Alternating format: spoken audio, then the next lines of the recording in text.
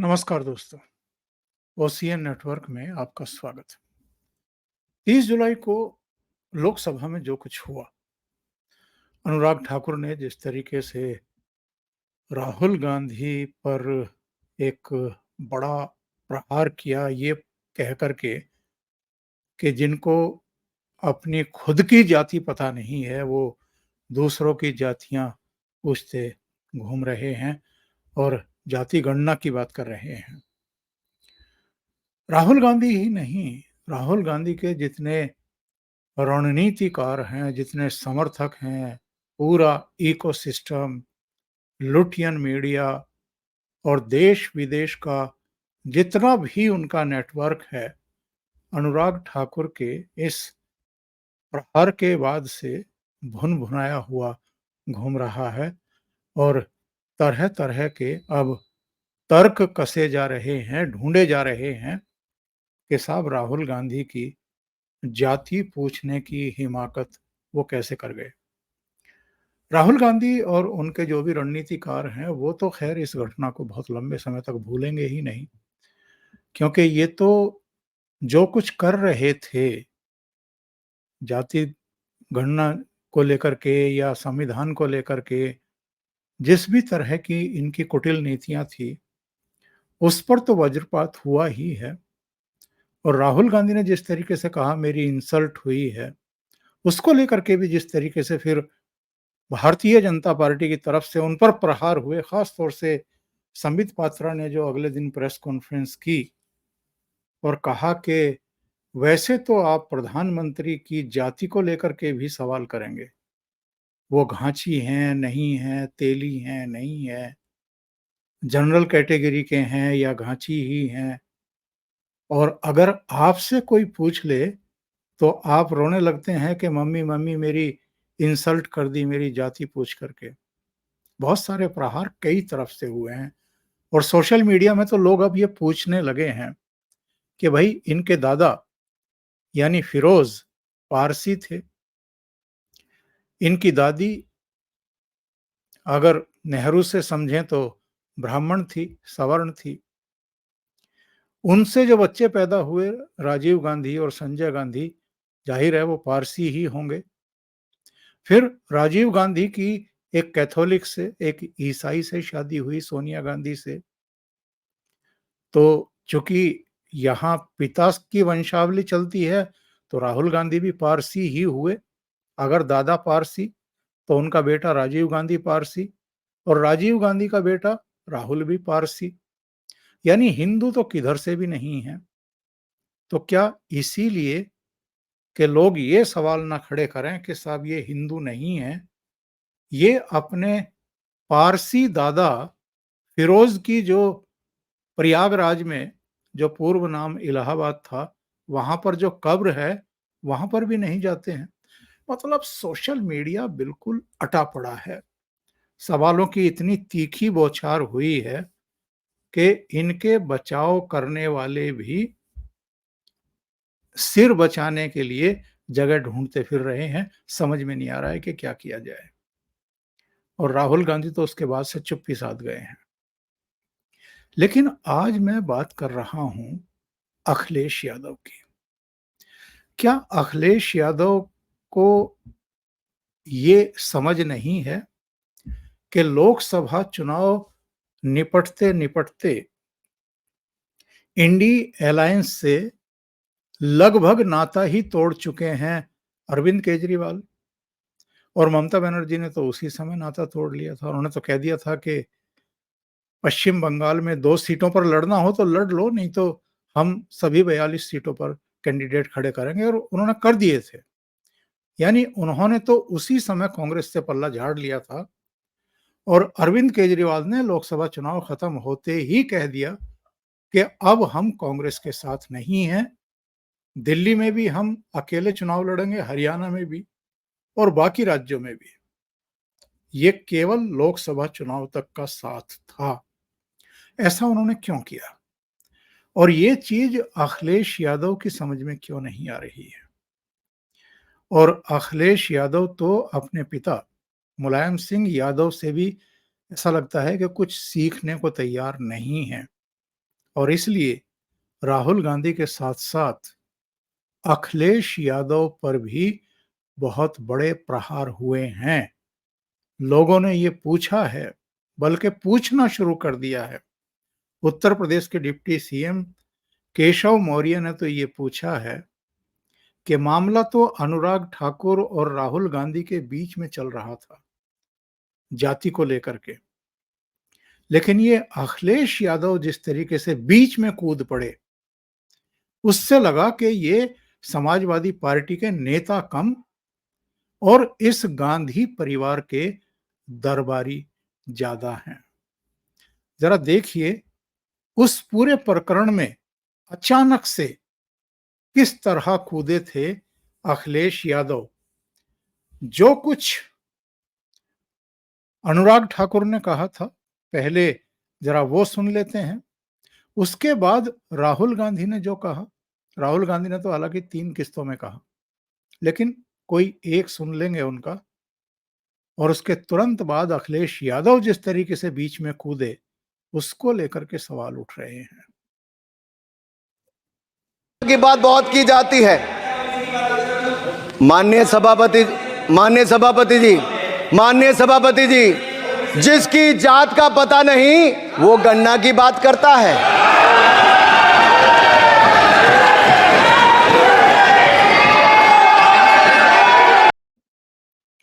इसके बाद राहुल गांधी तमतमाए हुए, मेरा इंसल्ट कर दिया, मेरी बेइज्जती कर दी, मुझे गाली दी गई। आप लोग इंसल्ट करना चाहते हैं, आप खुशी से करिए, आप रोज करिए, मगर एक बात मत भूलिए, जाति जनगणना को हम यहां पास करके दिखाएंगे। धन्यवाद।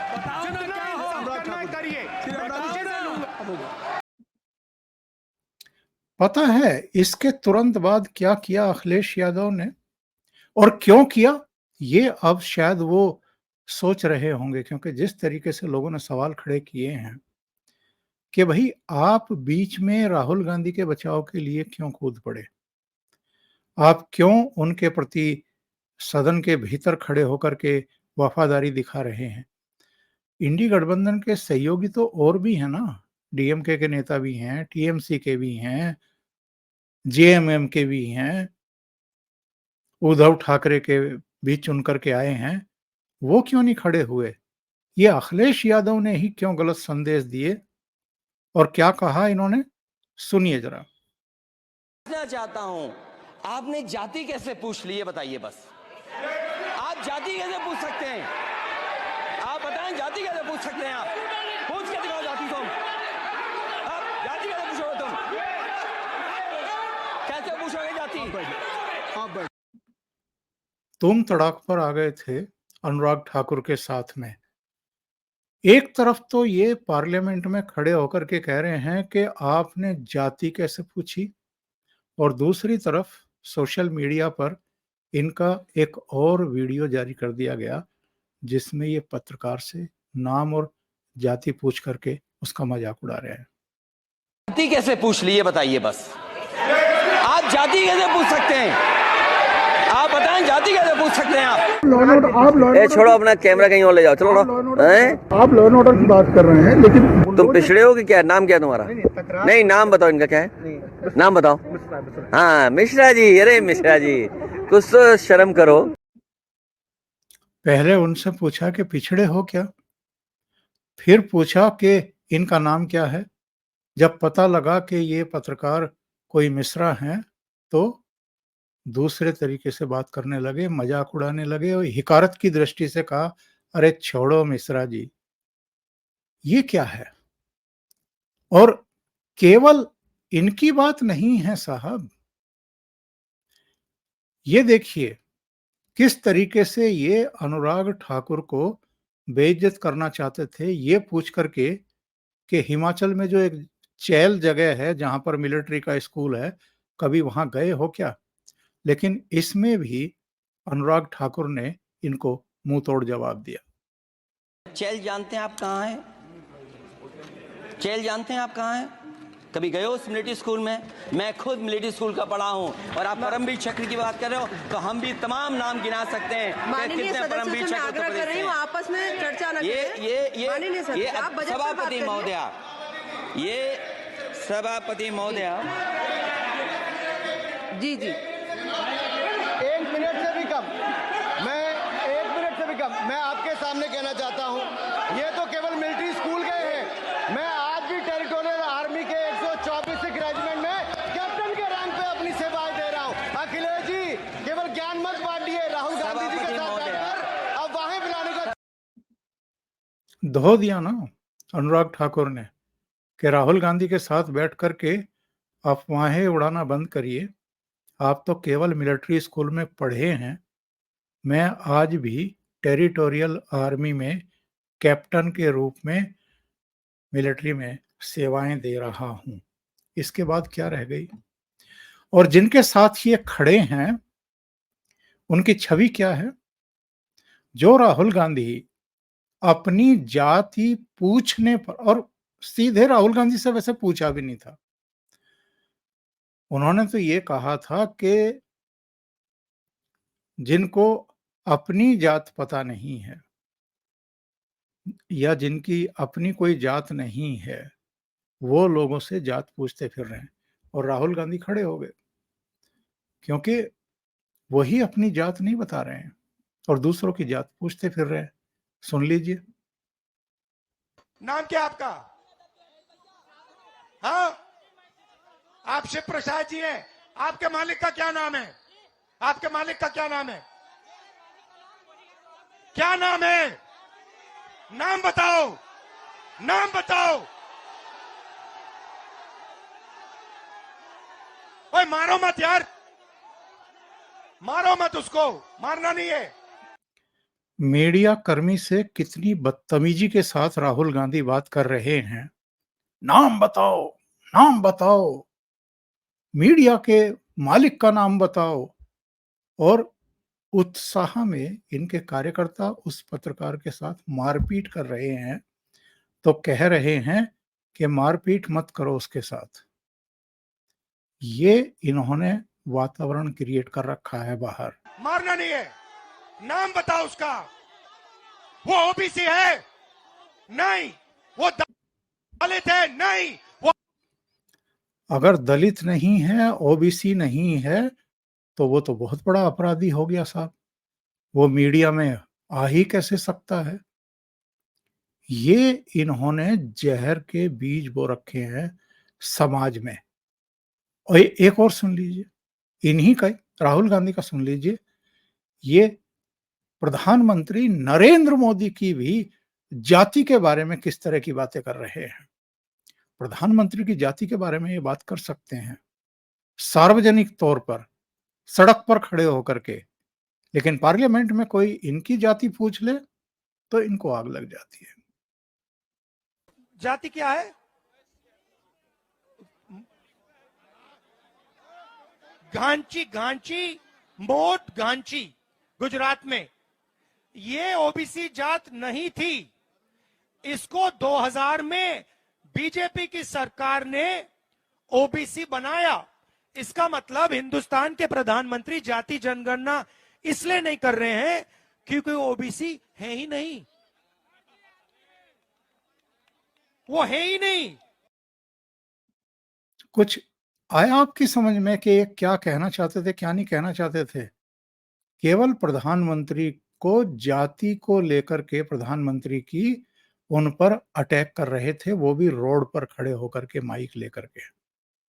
और पार्लियामेंट में अगर अनुराग ठाकुर ने आपकी जाति पूछ ली, और जिस तरीके से इन्होंने वो तस्वीर दिखाई थी कि साहब ये जो हलवा सेरेमनी हो रही है इसमें कितने दलित हैं, कितने आदिवासी हैं, कितने पिछड़े अफसर हैं, और ये जो हलवा है ये तो केवल दूसरे वर्गों को मिल रहा है, दलितों को, आदिवासियों को और पिछड़ों को तो मिल ही नहीं रहा है। तो उस पर निर्मला सीतारमण ने भी इनसे सदन के भीतर एक जरा कठिन प्रश्न पूछ लिया। फाउंडेशन में कितने एससी हैं, कितने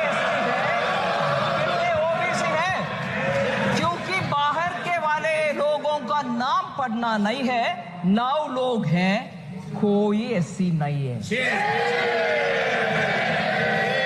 charity begins at home sir. आप पहले आपके व्यवस्था सही करो, एससी को दो, फिर आकर हमसे पूछ लो भाई, ये बोलो sir.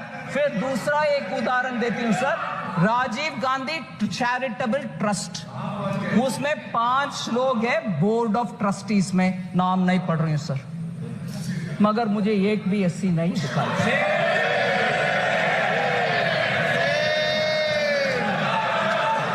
So sir, SC ST लोग के ऊपर हम सब कुछ अच्छे करने के लिए इरादा रख सकते हैं, मगर जनरेशन आफ्टर परदादा दादा सबके बयान एक ही जैसे जब है और काम कुछ नहीं हुआ, आप जाकर के आज बोलेंगे तो कैसे भरोसा आएगा सर?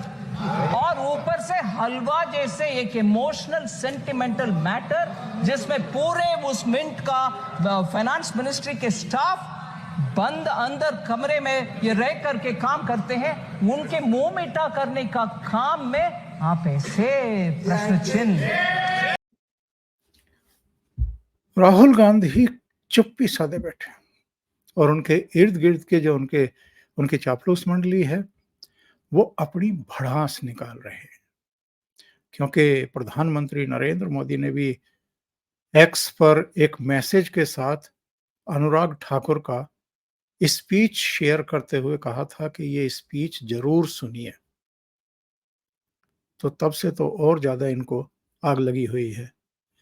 लेकिन साहब, सुधांशु त्रिवेदी बोल रहे थे राज्यसभा में, इनका भी भाषण का एक अंश जरा सुन लेते।